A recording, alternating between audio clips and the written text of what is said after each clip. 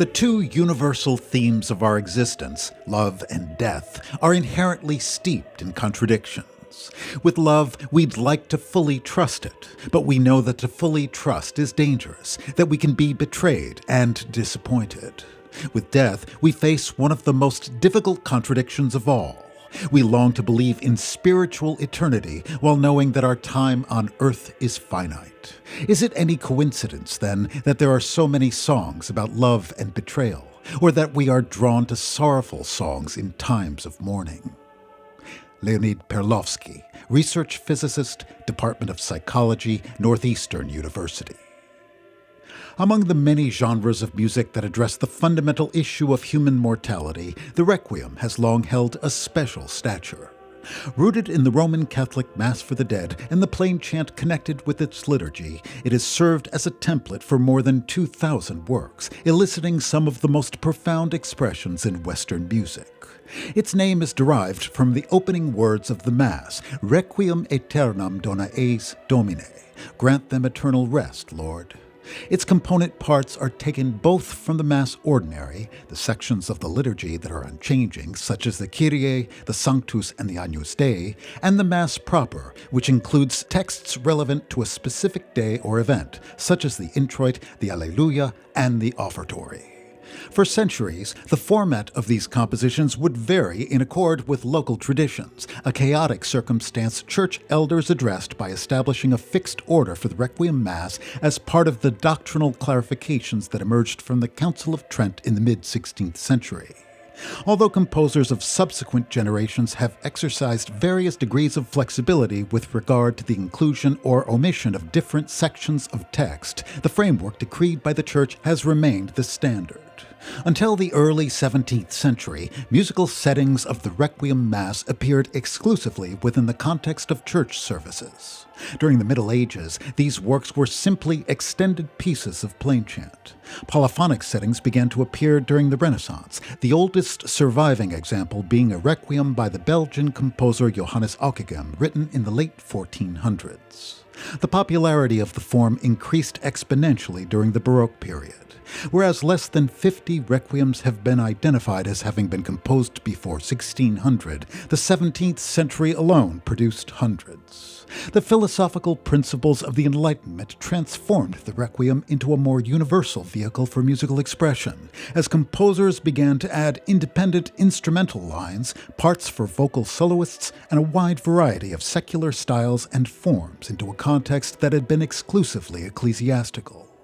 By the time Mozart composed his Requiem in 1791, the form had evolved into a freestanding concert work that reflected both the sensibilities of its era and the individual composer's perspective on the meanings of death and loss.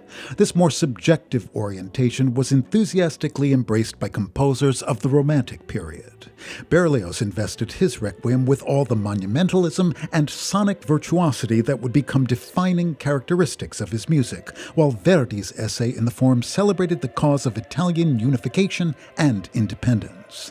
Meanwhile, the more emotionally reserved Brahms rejected the conventional medieval Requiem text altogether, setting his German Requiem to Bible verses of his own choosing and creating a version of the genre in which the cultural Lutheranism that so deeply informed his values would be articulated in a uniquely compelling fashion.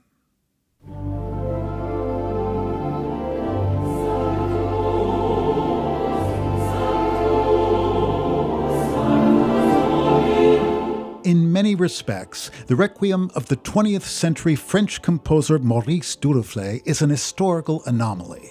Born in northwestern France in 1902, he showed a prodigious musical talent at an early age that was accompanied by a fascination with the rituals of the Catholic Mass, which he'd later claim cast a spell over him. At the age of 10, he became a boarding chorister at the Rouen Cathedral Choir School, where he developed his skills as an organist and attained a comprehensive knowledge of Gregorian chant.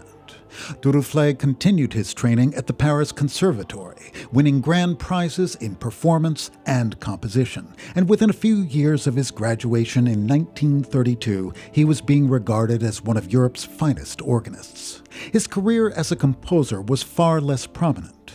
A perfectionist, Duruflé's catalog includes only a handful of published works, the most well-known of which is his Requiem, Opus 9.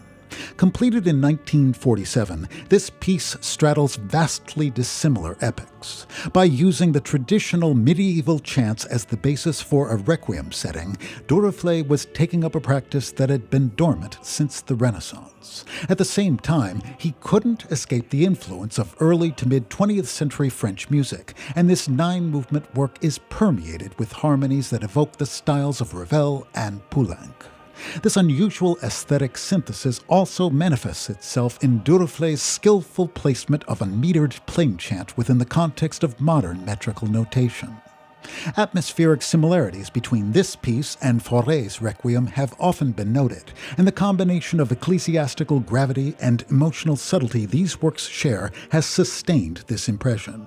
Moreover, their omission of the sequence Dies Irae, or Day of Wrath, the section of text that inspired harrowing depictions of God's judgment and the possibility of eternal damnation in the requiems of Mozart, Berlioz, and Verdi, reinforces the notion of God as a transcendent, loving presence. But Duruflé considered his work to be less soothing. My Requiem is not an ethereal piece which sings of detachment from earthly worries. It reflects the anguish of our confrontation with our ultimate end.